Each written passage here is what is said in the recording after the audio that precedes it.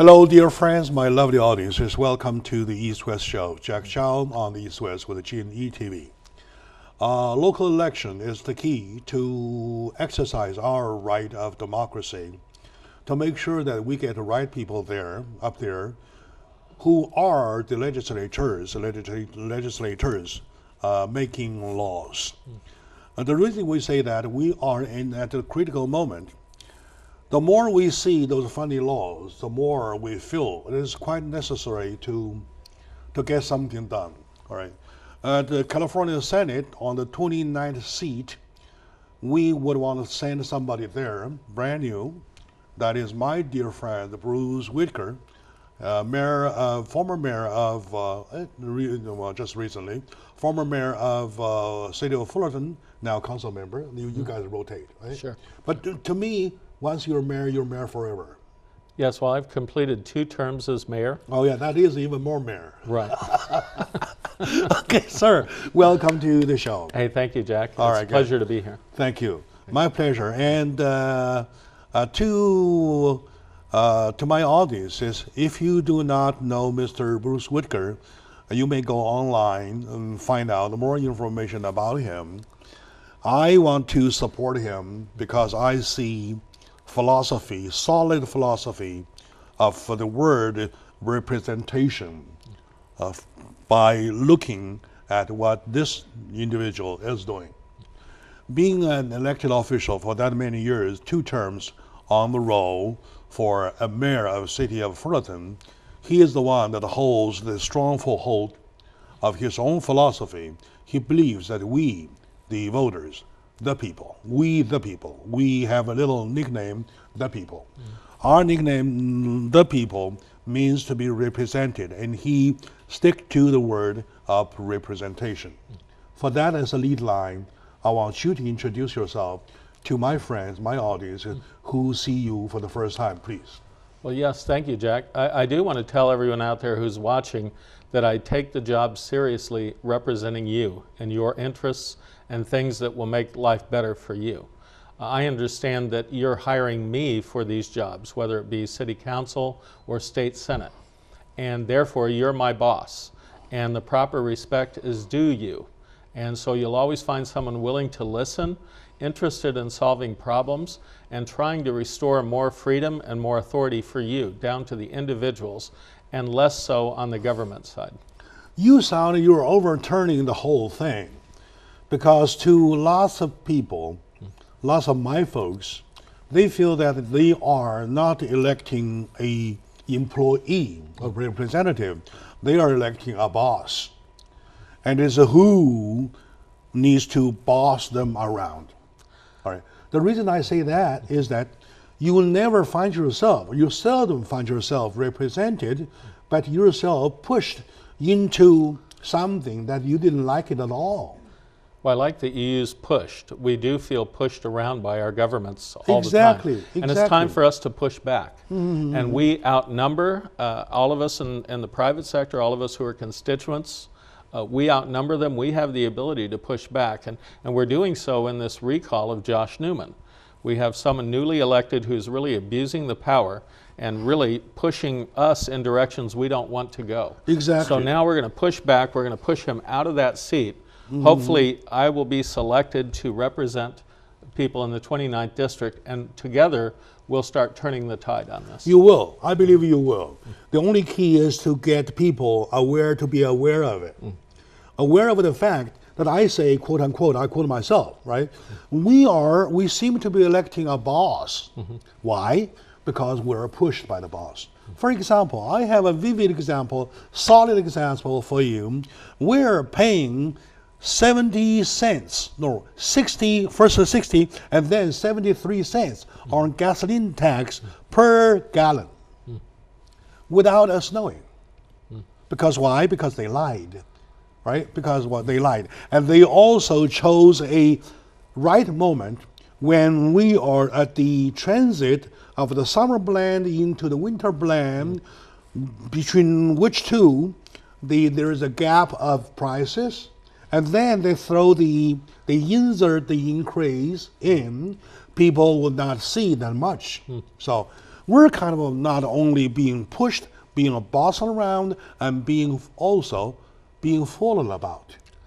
That's why. You know what's terrible? Some states, gasoline is under $2 a gallon. And gasoline is a worldwide traded commodity. The price is set pretty much worldwide. But here in California, we're paying more than $1 higher than that amount of money. Exactly. Which is insane, really, that our government would get that large a share of something that's so vital to us, to be able to get to work and back, to be able to visit family during the holidays, to go on vacations, driving vacations in this wonderful state of ours. And they're just hammering us. They're pushing us. Exactly, for a reference, last year this time around Christmas, I was in Houston, Texas, right, where they pay $1.85 per gallon for regular unleaded. At the same time in California, you pay $2.90, right? That's $1.05 more, right? Already. And from that point on, now this year, you're talking about on top of that, you trust me, you check the record of last year, and you compare it with the price, gasoline price at the pump right now. You're talking about $3.20, $3.25, $3.30, $3.35 level in Orange County, especially so. I know. All right, so we are strangled to death. In this we state, are taxed to bones. Yeah, in this state, you're right, taxed to the bones. In this state, which is one of the handful of the largest oil producers in the country, in the U.S. still. California still, with all the restraints and all the regulations, is still among a handful of the highest producing oil producing states. And yet our state government gets that big slice, the very largest slice, right off the top in taxes. And then what they do with that tax money is appalling, because they waste it. We're not seeing it used in ways that they're promising, that we're going to have better roads and bridges, and it's just not happening. All right, very good. Speaking of the 29th district of Senate House, we've got to understand a little bit about what that district is doing. Yes. All right, and how that district is represented, which is exactly the seat, this Senate seat, my friend Bruce Whitaker is fighting for. Right, so let's get some status quo about how the 29th district is being represented. Well, I think it's being represented poorly, because I'm out as a candidate throughout the district, throughout San Gabriel Valley and Chino Hills and North Orange County, all areas in the district. And I don't encounter Josh Newman hardly anywhere, or his representatives. I noted at some events recently that other local electeds have made presentations on his behalf, but he's nowhere to be seen. But you heard his name a lot, all the time, and even on the radio and the TV, you hear about a recall. Oh, that's true. By adding a recall to the name, though, he gets very popular. Well, the name ID is higher, but name ID can be positive or negative. And as we focus on the recall election, it's going to be most assuredly a negative, because people were really incensed about these increases, especially the gas taxes. Okay. But he's done other things which are going to be equally bad for us. Okay. To be fair to everybody, Sure. including to be fair to Mr. Josh Newman, and also disregard the fact that you're running. Sure. Right. Let's just say neutrally. Right. Right. We're from Mars. Just pretend we're from Mars, right? Right. Do you think within the 29th district, people are satisfied with the representation? No, they're dissatisfied with both parties, with the establishment of both parties. And they're really looking, I think, for servant leaders, people who are going to represent them and listen to them and work with them. And like you said, not from a pedestal on high, but at the same level. And that's what I intend to do. I would be, as state senator, very approachable, very, I mean, you can call, you can write letters and emails, and you'll get responses. I really enjoy the opportunity to represent people and to listen to their problems and to try to help solve them. Well, thank you for mentioning that, and thank you for ID yourself, Mr. Available, something like that, right? Senator Available. That's true. We, in the past, have been experiencing so many times, we're kind of disappointed over and over and over again that we regretted we voted. Because we voted somebody we call Mr. ribbon cutting, Mr. Caesars, Yep. or something, right? So that's the only moment you see them, and other than that, they're gone. And why we don't see so many of the other legislators there with lobbyists in the bars in Sacramento, just having a grand old time and planning on their next election and trying to get the big money from the big contributors in these races. And there was one lady, without mentioning the name though, who had been on the show on my show for 4 or 5 times already. Ah. We did hell of a good work promoting, right? And then I was given the number, said that's her direct number. I later called that the number never existed. Oh my goodness. I still have this number here on this one. Wow. Right. And then you never see her again. Wow. She's totally gone. She's totally gone. Okay. I'm not saying that seeing Mr. Zhao is quite that necessary. I'm talking about your availability. Mr. or Mrs. available to your constituents Right. who might need you. Something like that, right? Well, to me, that's essential. I mean, some people get elected to Sacramento and they get a second home in Sacramento and they spend most of their time up there. That's where you don't even see them in their districts anymore. I don't know how you could represent a district doing that. That doesn't make any sense to me whatsoever. And in fact, who wants to spend all that time in Sacramento? I love the 29th district. I love the cities of the 29th district. I want to be with the people here. Of course, on the debate days, on the voting days, whatsoever, you got to be there, right? Sure. The rest of the time, Get back here. get back here, Yep. right? Yep. So transportation is not that bad. We constituents could afford you to be there as our representative. Of course, we could afford your air travel. Sure, sure. In fact, most people do fly up on a Monday and come back on a Thursday, you know, to wherever their districts are. Now, from here, it's a pretty long commute. Yeah. But it's so important to get back because I don't want to be influenced by the special interests in Sacramento. I want to be influenced by people, real people that live in the district. That's a very good take. That's very good. My dear audience, today, I believe that in past years, I have a pretty good record that I promoted for elected officials, we promoted. I mean, when I say I, sometimes I mean plural, okay? True. Me and my team promoted. I have a success rate of 85%. Wow. Which is not bad, right? Very good. Which is not bad. And I like the take of Mr. Bruce Whitaker takes, and I like his positioning himself. So he belongs to here rather than there.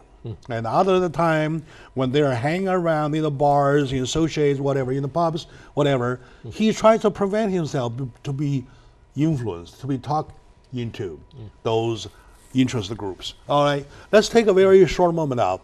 When we come back, we'll check with him, do the checking points, one by one, how would he want to do the job of the 29th district, being a senator for that district, representing the people, we the people. So stay with us.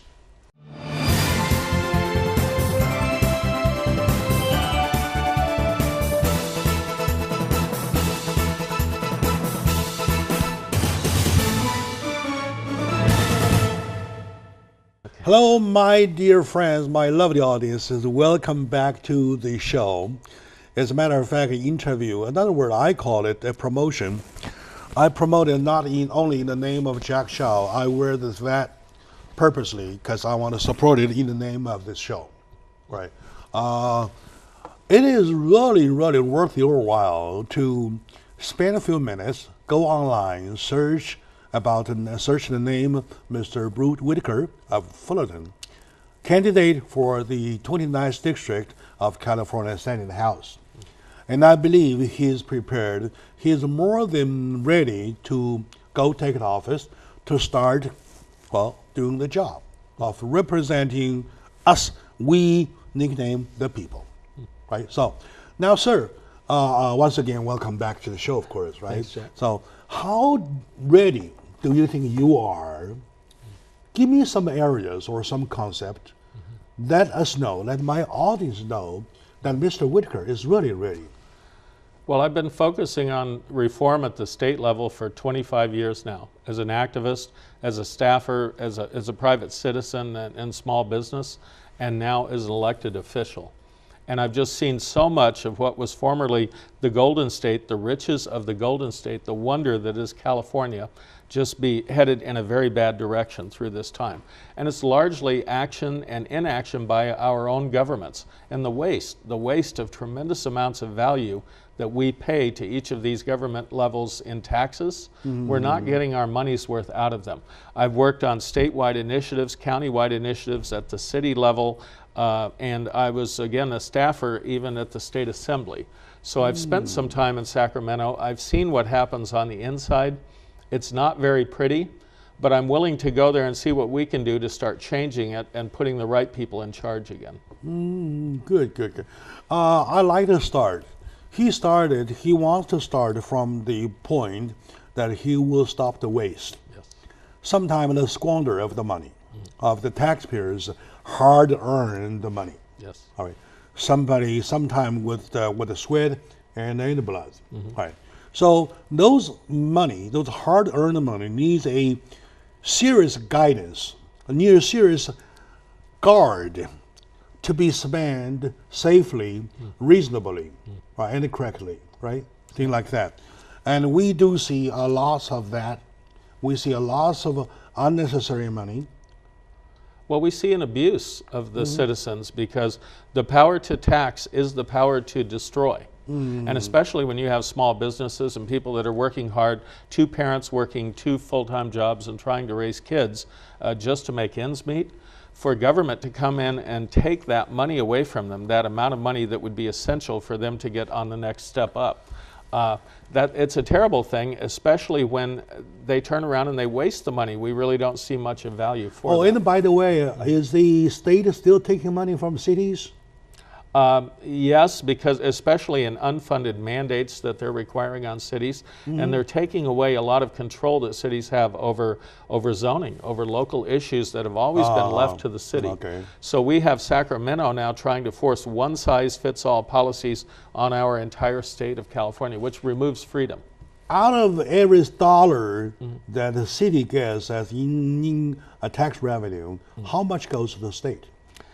Well, that would require a little bit of a drawdown to try to determine. But what happens is state regulations now force the city's hands to have to spend more money on things. It's like street repair. There are regulations now which are creating each cost per mile to replace streets, which is it's gone up substantially. We've had huge inflation in the cost of normal infrastructure.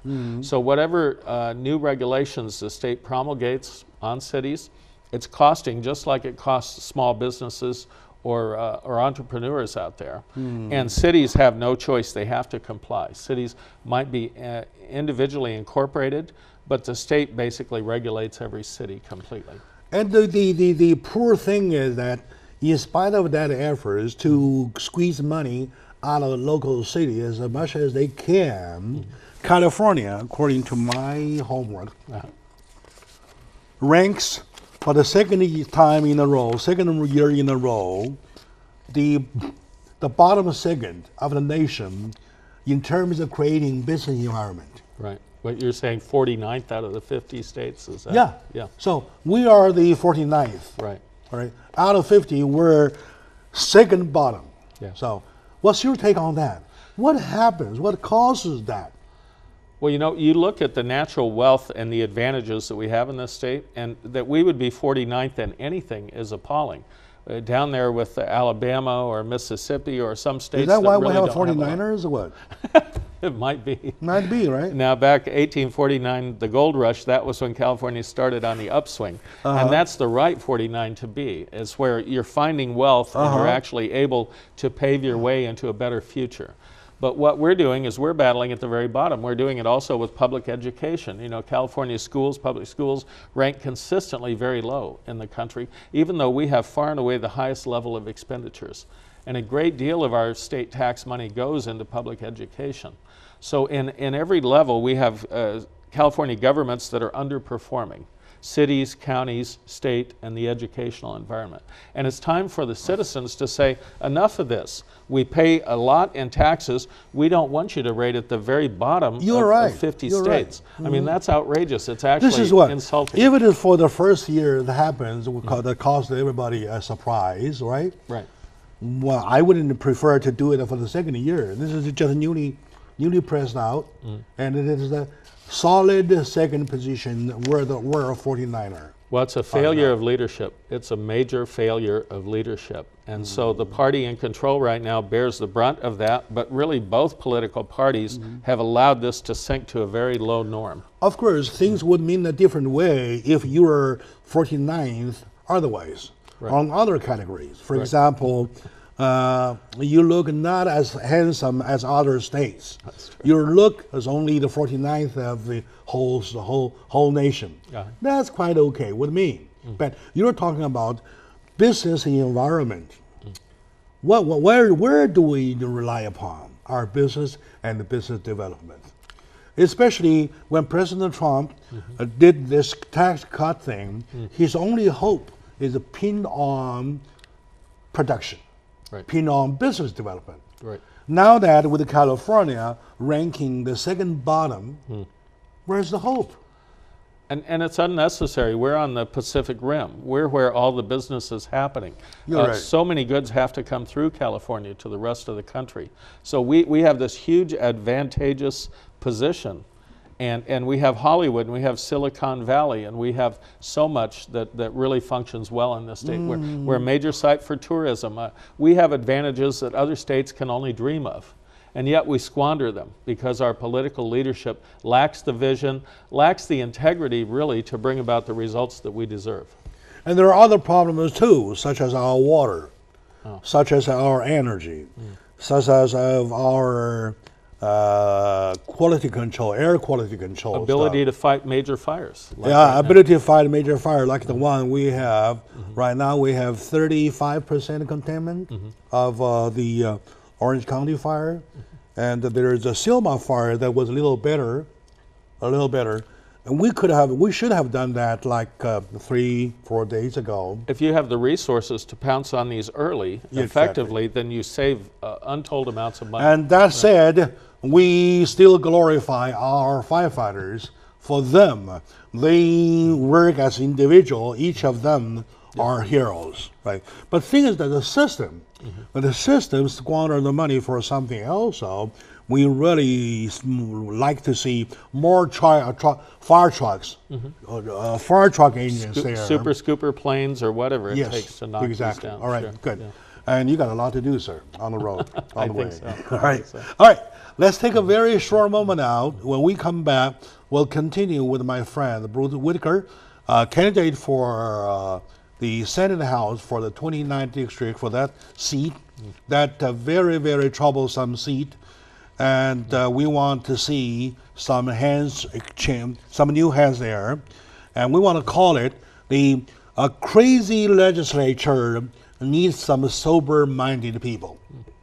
I believe my friend Bruce Whitaker is very sober-minded. He knows what he's heading into. Stay with us, please.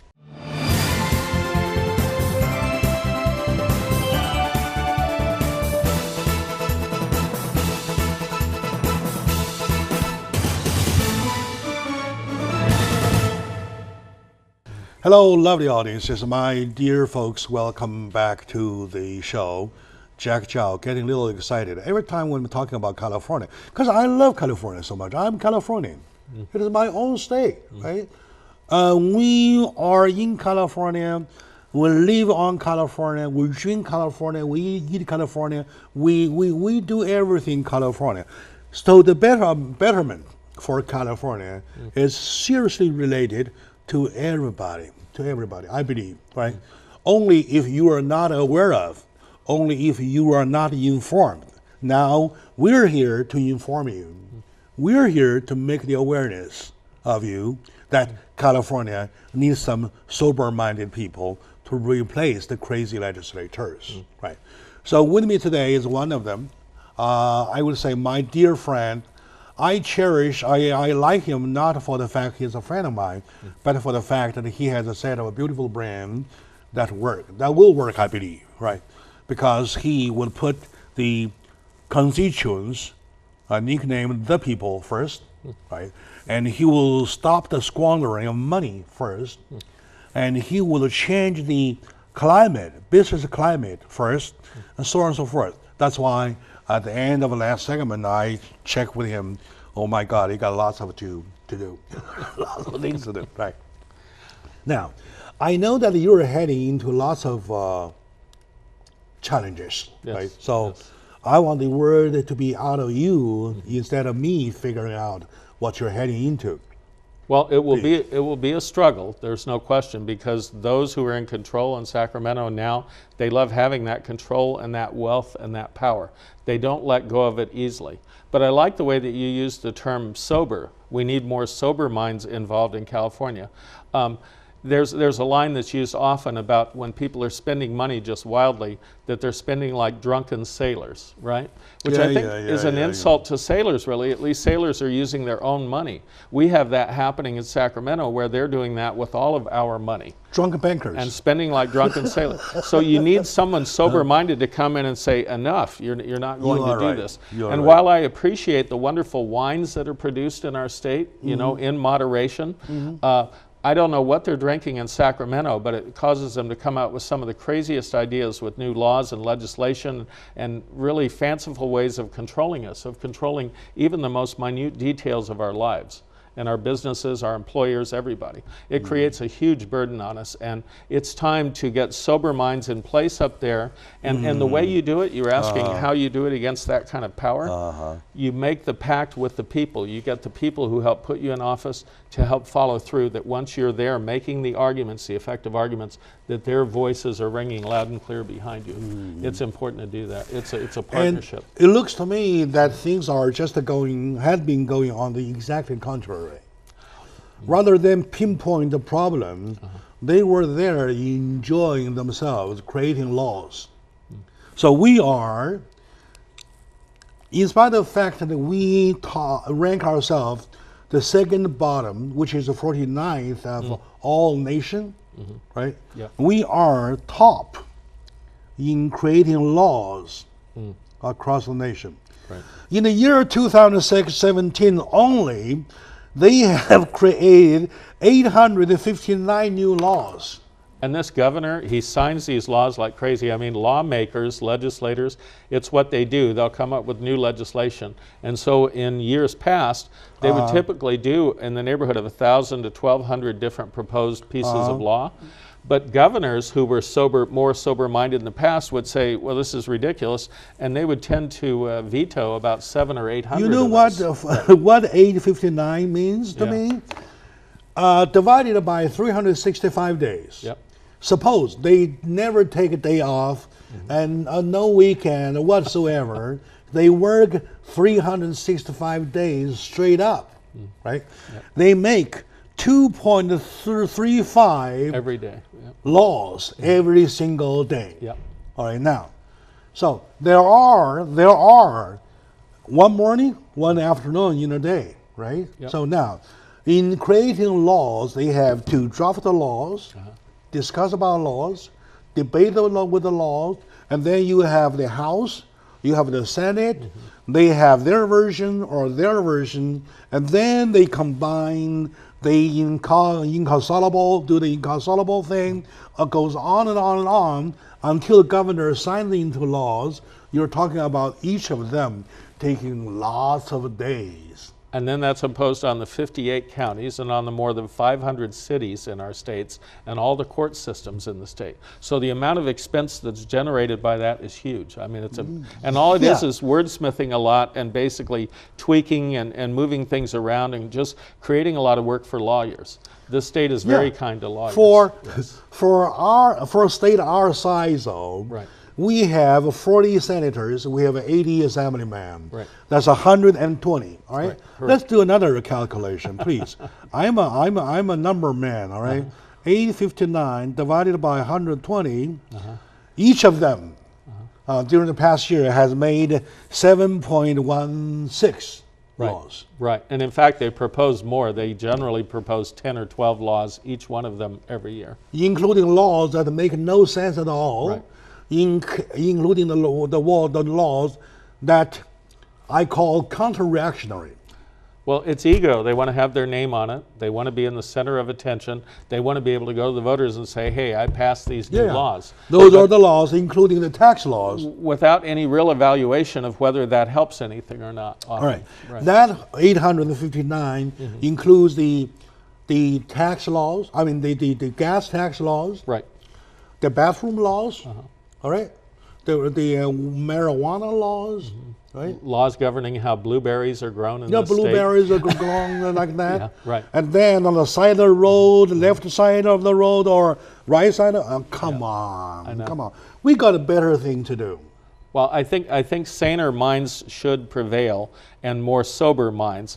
And so one of the things that would be really important in California is to get the people to focus behind some electeds who are willing to stand up and call this what it is. This is just outrageous, wasteful, punitive. It's actually being punitive to the very people that put you in office. Oh, speaking of punitive laws, right? Yes. You have more than needed punitive laws.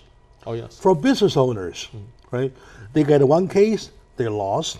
There goes not only the fine for the case itself, but there is a punitive fines, right, to impose on the business owners. Right. My friend Tom Menzo, owner of a business called Infinity Frame or something. They do door frames like that. They are sued for $3,500,000 Well, for people, for their employees not exactly having lunch on the 5-hour mark. yeah. And this guy is so stubborn, and he is so determined to fight till the very end. He told me he could have capitulated to them for the cost of $900,000, which is less than $1 million. And he could just overturn that offer. He just went on to do the $3.5 million. You know, California's micromanagement of the workplace of employers and employees, the Employee Development Department, the EDD in the state of California, has done so much to make California businesses less competitive because it piles on these kinds of ridiculous costs and sets up these hurdles for businesses, and people are spending their time doing all this and not taking care of business, taking care of their customers. This reminds me of something kids play at the carnivals. With a little head pop up, you knock it down, knock it down. What is Whack-a-mole. that? Whack-a-mole, right? Whack-a-mole, whack-a-mole. Yeah. So if you're busy, you're like little puppies over there. They want to make sure nobody pops up, right? Knock it down, knock it down. And they're doing that to me. And that shows you the attitude of elected officials sometimes and career bureaucrats, which is they have a distaste for the people they serve and they want to punish them. And that needs to be changed completely. So servant leadership, getting people in there who understand that I would know that I work for you. And that's an important thing. It's important to get yourself at that level and say, you are my boss. Thank you very much, sir. Thank you for having this sober-mindedness. Thanks. We really need somebody who are sober-minded. We need somebody sober-minded to represent us. That's why we say the crazy legislature needs some sober-minded people. Please be one. Go up there with a sober mind. That's what we need. I'm ready, Jack. I'm a former wrestler, and I'm ready to get in there and wrestle with those problems. And I know what it'll take. It'll take a lot of energy and a lot of help from everybody. Very good, very good. All right, okay, good. My dear audience, today is one of the very moments that I get excited again talking about California. Our California is so beautiful, but it has lots of problems on her, and she is suffering. She is suffering a lot. California is our sister, is our mother, is our wife, is whoever. She needs lots of good care. However, sober-minded care, not this crazy. We never need a third bathroom. All I need is one that I can stand there and pee. That's it, right? It's true. So I don't need a third one. Yeah, right? or a fourth or whatever. Whatever, right? Yeah, Good. right. All right, my dear friends, we take a short moment. We'll be back talking about the campaign, please.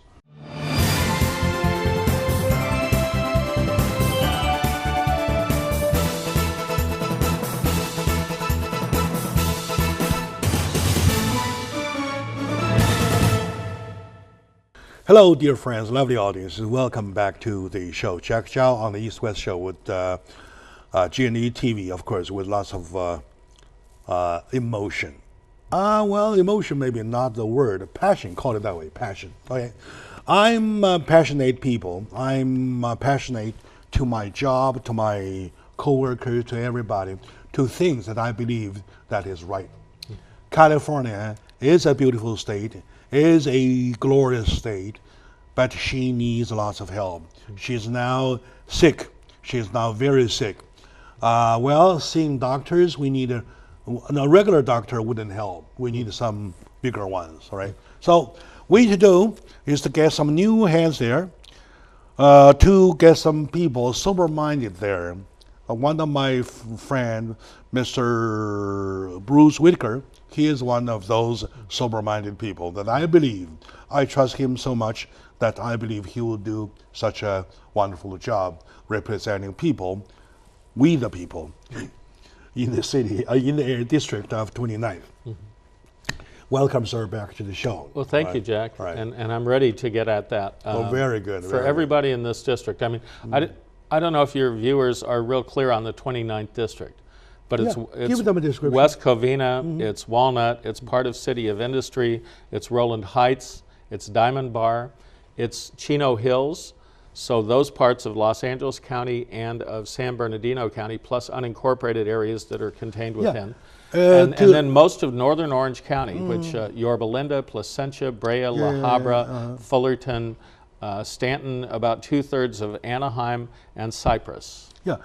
To roughly draw a block, you will see this block, 29th District, just the east to the San Gabriel Valley, little north to the middle part of Orange County, and all the way to, say, Freeway 210, somewhere like that, right? West Covina and Covina, somewhere of that whole area is the big chunk that's the center of California, I believe, right? Okay. Now, with my friend, Mr. Bruce Whitaker, currently council member of City of Fullerton, twice mayor, rotated twice already, and we would see that he gets a higher seat, that is the 29th District Senate, because he has proven himself to be a sober-minded leader. I give you an example. The example might speak loudly. 4 or 5 years ago, there was an incident in Fullerton when a homeless guy, Kelly Thomas, was beaten to death. Lots of people saw the picture.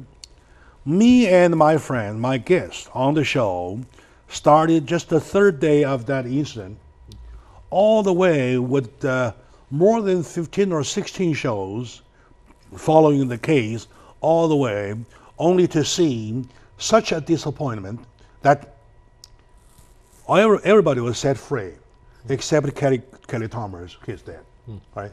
Okay, now, and he, at the Fullerton City Council, he was only one that disagrees with the result, right? For that, I gave him a salute, serious salute. Well, thank you. You know, as actually 6.5 years ago now, the time goes so swiftly. 6.5 years ago. But believe it or not, we're still involved with one of those police officers who's still suing to get his job back and to get pension credit and everything else. We're dealing with that now, 6.5 years later. And so all those costs and $6.2 million in settlements and everything else that happened. And we didn't really get the reform that we needed because we couldn't get 3 council members to go that direction. But I was very firmly in that direction from the get-go. And it's an indication of the fact that I don't go along with the crowd. And in Sacramento, I'm not going to go along with the crowd. I'm going to go with the facts, and I'm going to work on behalf of the people. For that, sir, to be honest, very honest with you, I adore so much, I salute so much, that I believe that that exactly depicts a personality of this very person, right? Who dares to be a majority, who dares to be a minority, who doesn't go follow for the trend. The trend was so strong that at that time, not only the vote says those officers should go free, but the court the court judgment, the verdict saying, hey, everybody's free man, all right? And yet, you know what's so funny? The city ends up paying. Like say, like what? Like OJ. Right. Like OJ, right? He was a free man with a criminal court, and then with a civil court, he is guilty. And the public is guilty and gets to pay all the fines, right? Public, of course. Yeah, which is this crazy. is our money out of pocket. Right. So, for that environment, in political environment, this man, Mr. Bruce Whitaker, dared to stand his own stronghold, right? Hold his own fort, going against the whole trend.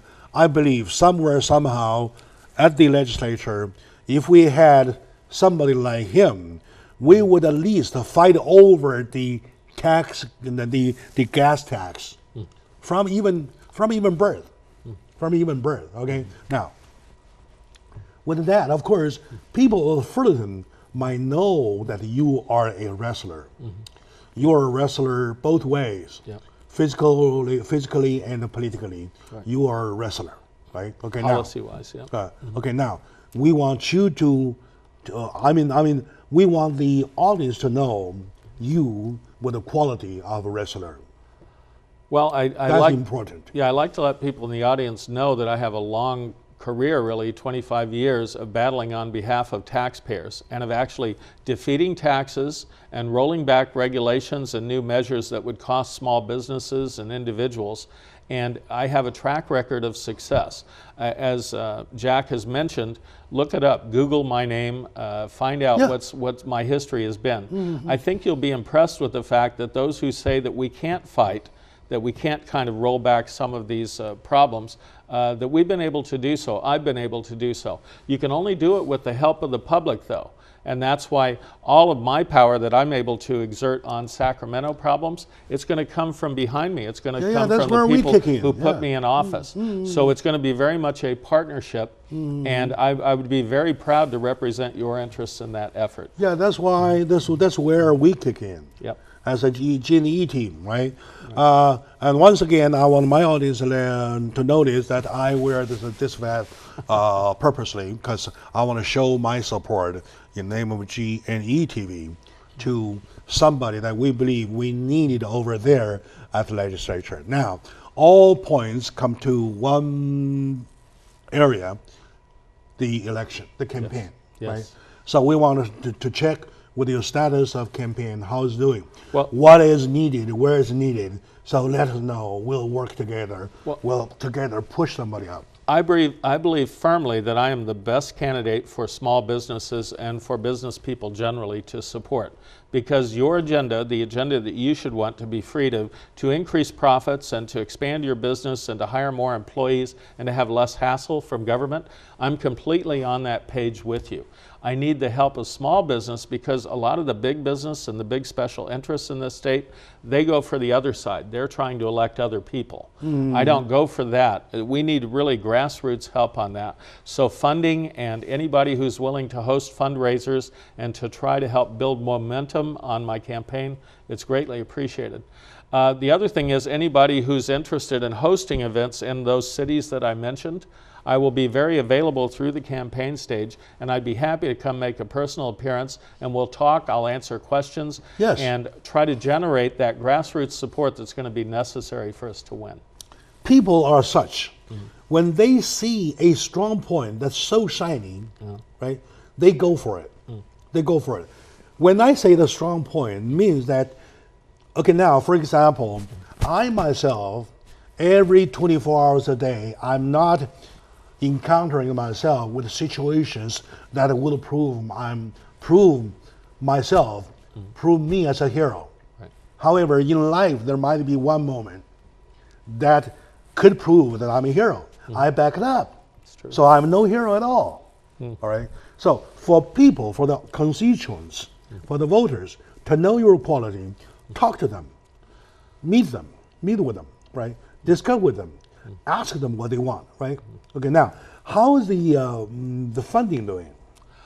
It's going okay, except One of the problems is, of course, they've mangled the recall process, our friends in Sacramento, and they've denied the ability of setting that election date. Really, under normal recall law, that election should have happened already. It should have happened in November. But here we are in December. We're looking now at 2018. I have to actually even rename my campaign, which was named 2017, Bruce Whitaker for Senate 2017. But we're going to rename the campaign, and it looks like they may be successful at taking this all the way to June to pair it with the primary. So the longer they postpone, the longer they stay on the seat. Right, and the more they can pass these onerous laws on us, you know, having the supermajority at work.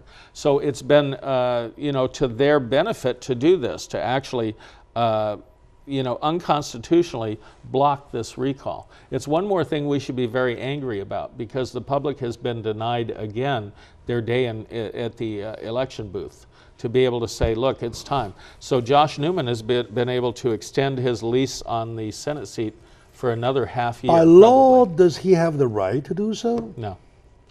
No, but what's happened... Why would he do so?